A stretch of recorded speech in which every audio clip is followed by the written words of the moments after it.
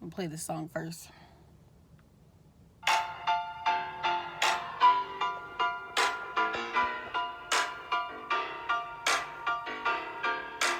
Here are some lessons you have to learn.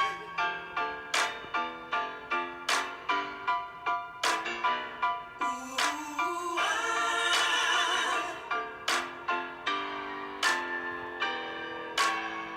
there's a time and season for everything, and I know the lonely week can feel unreal, wondering when you're gonna get what you think you deserve. If you think that's how it works, my friend, it don't. There are many things you have to learn to do before God can release what He has for you.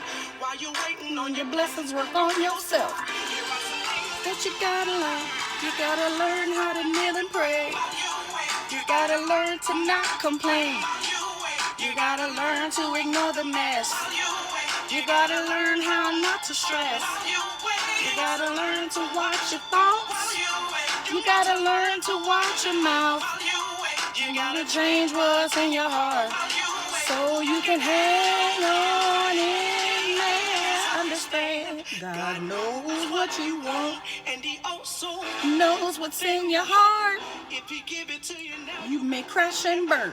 You gotta learn. That is Lenasia Tyson. Let me see if I can take a, oh, maybe not, but yeah, Lenasia Tyson, Lessons to Learn, if you want to Google that song on YouTube.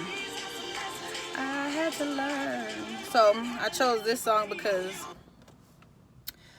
that's all this last few weeks has been lessons for me to learn, lessons for my son to learn. And in my last video, I did some awkward crying, but it was more so because my life is not that hard. I have nothing to complain about. My life is pretty smooth and fabulous. Nothing is ever all perfect, but I have nothing to complain about. I'm not living in a dangerous situation. I don't have health issues. My children don't have no health issues.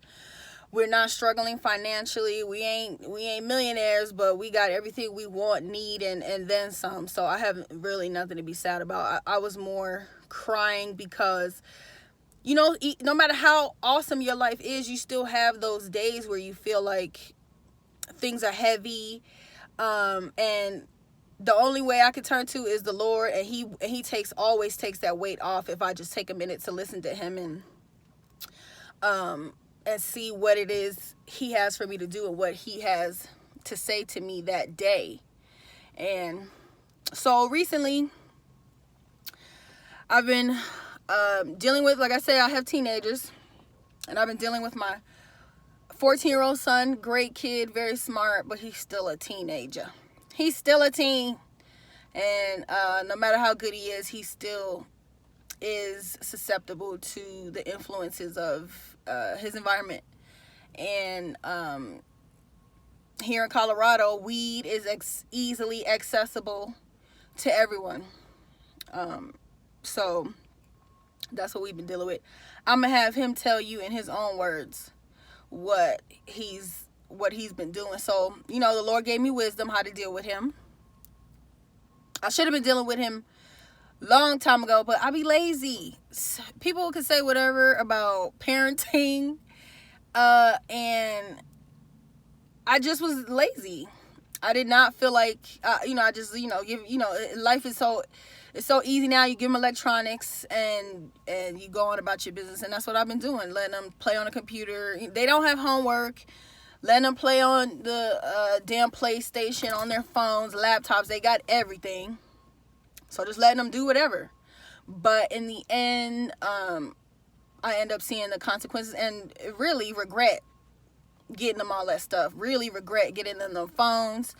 Regret giving them all this freedom to easily access the internet. So I've had to really tighten up on that, and which the Lord been telling me to do for months. But I just, been slagging on it, taking my own sweet time. And then, thank God for people like my mother-in-law, because she will let you know, honey, which the Lord was already telling me that my kids is hard-headed and spoiled. Been telling me. A lot of it's my fault, again, being a lazy parent, too lazy to discipline, too lazy to tell them to do stuff. So they had it pretty easy, and I've had it pretty easy because I don't stuff I don't feel like doing. So I don't tell them to clean as often as I should. I don't get them off their electronics and make them read as often as I should.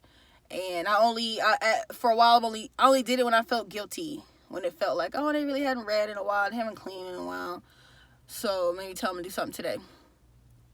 So my mother-in-law, again, their grandmother, powerful woman of God, and she will let you know, honey, your kids do not listen.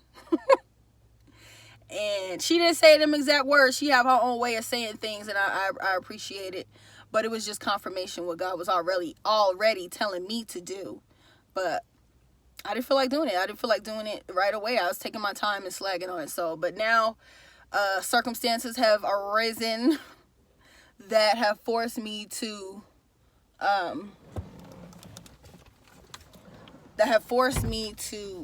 move faster. Drinking water and keep going. So I'm gonna have him telling his own words what's going on and why things are going the way they're going. So let me see. I can't turn this camera around. Derja, say what's going on, what you're doing, what we've been doing, and why. For real? Yes. So I got caught with weed in my backpack. Say it, I can't understand that. I got caught with weed in my backpack. Mm-hmm. And then my mom next day woke up and decided that I need to work hard and stuff and learn discipline. And yeah. Okay, we'll go into more detail about it. Okay, continue. Leave the water. I'll grab it. So we've been like, you got 2 more rounds. So we've been like military style boot camp, honey. Okay, he been in boot camp. The Lord, that's all that's what I was gonna say. The Lord gave me the wisdom the other day. Just something else that I've been working on too is just sitting in silence, learning to sit in silence and let the Lord speak to me and hear what he has to say about everything. And when I did that, he gave me the wisdom of how to deal with my son. And the wisdom he gave me, he said his punishment, because he's supposed to be trying out for football and stuff Thursday. So we was trying to get him ready for that. And then I got the call. Your son, we found weed in his backpack. He came home. He came to school high. He came to school smelling like weed or whatever. So I was so pissed off. The only thing I could see myself doing was, as soon as I get him in the car, smashing his face into the glass of the car, okay? That's all I could see myself doing. I was absolutely livid. But I didn't. I wanted to beat the hell out of him, but I didn't. So, again, when you ask the Lord what to do and take the time to question what he says and how he feels, he'll tell you what to do. And the wisdom he gave me is his punishment is to practice, train like he gonna play football and never play, and to clean like he getting $1 million for it and never see a dime. I was trying to pay them for cleaning, and then it was like, I'm only gonna pay you if you volunteer to clean, which they never do. But trying to give them an opportunity to make some dollars.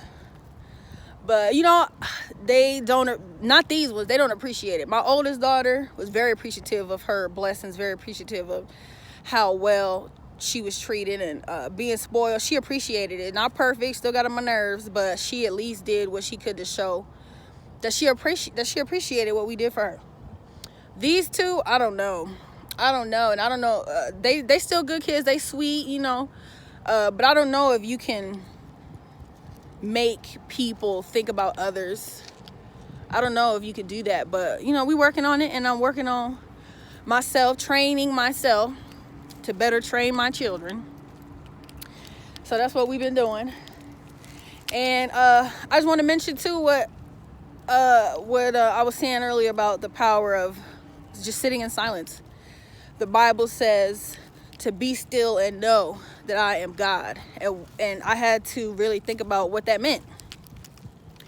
And what that means is just turning off your TV, turning off your electronics, because I'm like, I could say I give the Lord time. I could say I take my time to be quiet, listen to the Lord. And then, you think about, damn, you either, I always do got a TV on, a laptop on, computer, music, something on. So just taking a minute to, if I just lay in my bed, if I just sit at the table and just complete silence and speak to the Lord. And I just say, Lord, tell me what it is you have to say to me today, what you have for me to do today, who can I be a blessing to today? And he'll speak to you. He will give you the wisdom if you just ask. A lot of people are so afraid to be alone in their own thoughts. So they either talking to somebody all the time, or again, always got some kind of electronic or something on to distract themselves. After your second round, you can get water.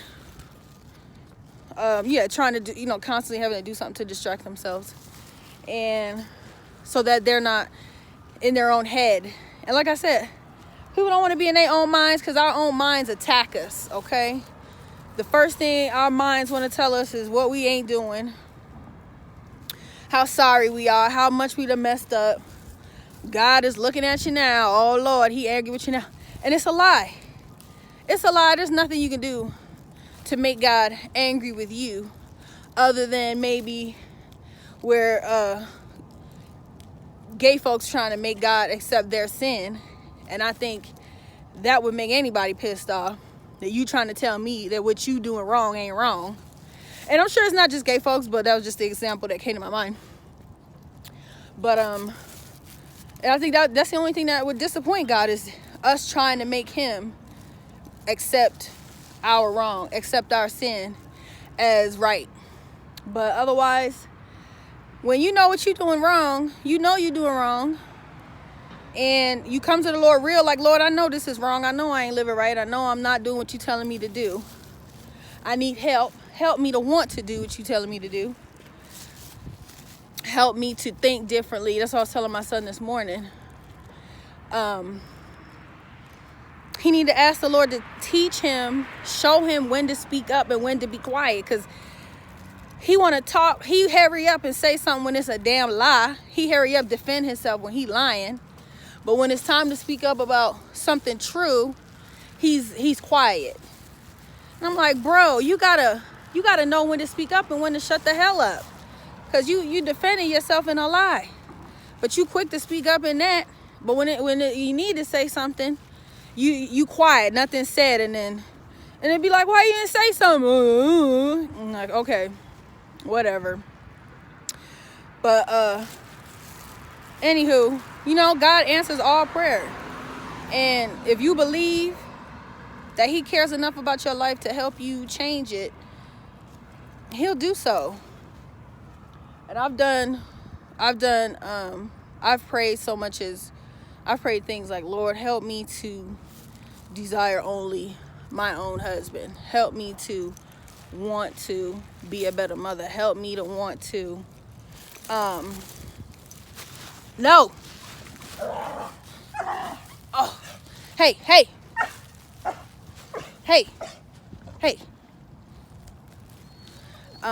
Help me. Damn dogs. That's another thing I'm gonna talk about, is dogs. But help me to want to be a better mother. Help me to want to serve you better. Help me be a better daughter. And he has.